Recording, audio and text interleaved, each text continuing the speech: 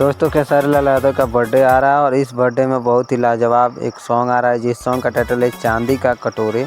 तो चांदी के कटोरे वाले इस सॉन्ग को आप सुनेंगे उनके बर्थडे के स्पेशल दिन पे, जो कि 15 मार्च को इनका स्पेशल डे है, इनका बर्थडे है। और इसी दिन को ये बहुत ही बड़ा एक सॉन्ग है, इसको रिलीज़ किया जाएगा। तो बता दें कि इस सॉन्ग को लिखे हैं कृष्णा वेदर्जी और म्यूजिक है आर.एस. शर्मा जी का, और खेसारी लाल यादव खुद ही गाए हैं, साथ में शिल्पी राज को भी गवाए हैं। बहुत ही लाजवाब सॉन्ग होने वाला है और पहली बार ये अपने बर्थडे के लिए स्पेशल सॉन्ग लेके आ रहे हैं, जो कि अनाउंसमेंट है।